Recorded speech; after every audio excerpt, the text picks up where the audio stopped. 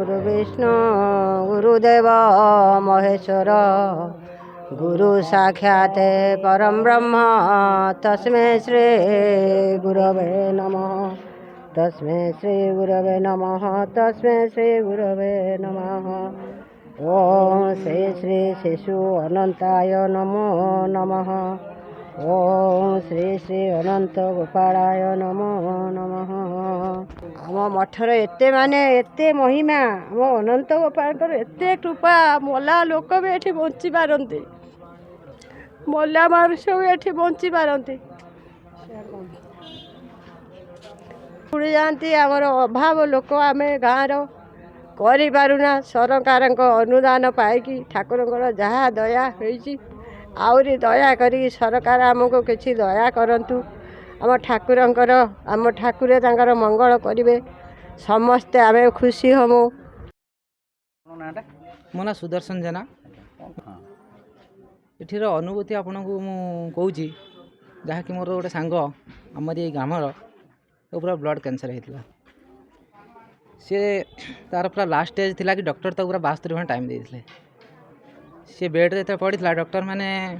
पूरा कहीदे आ last stage 72 घंटा आता ना बचे ना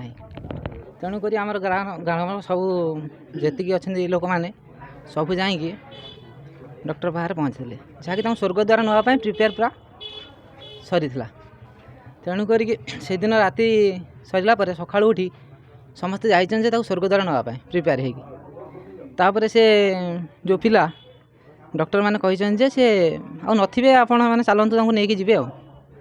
से समस्ते जा पहुँचती से पिला निजे उठिक बस कहूँ मत जड़े बाबा किए आसिक डाकिकी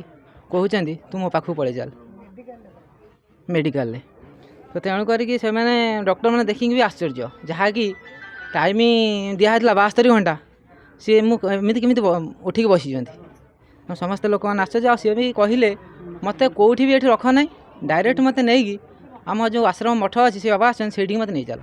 तेणुक डॉक्टर मैंने भी कहले ये आम हाथ में किसी संभव नुह से जो बाबा भी कही पाखु आपण मैंने नहीं चलतु से दिन ये आसी रही ब्लड कैंसर पूरा एकमात्र पूरा भल ये आणिकी दान करदे बापा माँ से दिन सी भी बाचरा है छुआ पिला है सुस्थ सबल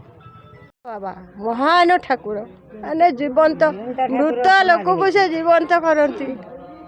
मोरा भी भारी देह खराब होता सी भल कर दे भारी कृपा प्रभु प्रभु जहाँ मागिब ताहा से दया करिकी देवे तांको बेंता आमर आ काहार की विश्वास ना से बहुत बड़ संसार आम से आम से पाद तले पड़ी आम जहाँ कहूँ आम सब दुख क्षमा से करते आखिदे ये आम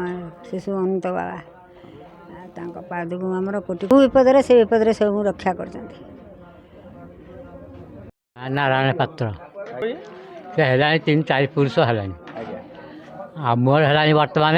65 वर्ष आगुरी केते पुरुष गला ठीक ना पानी जो 19 वर्ष होता बन्या से बन्या हुए थल कूल पाए नहीं तापर भी 2011 है 2008-9 रही एमती से बड़ बड़ बन्या भी बुड़ी जाए छोट छोट नई बन्या अल्प हुए आ बड़ बड़ बन्या से बुड़ी जाए तो आम बाप गोसाप अमलर कथा आमर हेतले जन्म नाई आमर एबे माने आम पूर्वपुरुषों ठार शुणा कथा सी 150-200 वर्ष तलर कथा शिशु अंतर जड़े चेला थिले कमल लोचन दास से तांकरी आश्रम ये एटा तो आमर बन्या अंचल बैतरणी बुड़ी जाए ये आश्रम होता मंदिर भितर पानी पशि जाए प्रति वर्ष आ सी 100-150 वर्षर कथा मु कहूँ एबे यही वर्षे है ठाकुरंकर कृपा हवारू आम पाखरे 5 पैसा नथिला ये लक्ष लक्ष टंका 30-40 लक्ष टंका खर्च से प्रभु को कृपारू सब आसिकी मंदिर खंडी होती एबे ए वर्ष प्रतिष्ठा होची आमर प्रति वर्ष दोल पूर्णिमा को यज्ञ हुए आउ ए वर्ष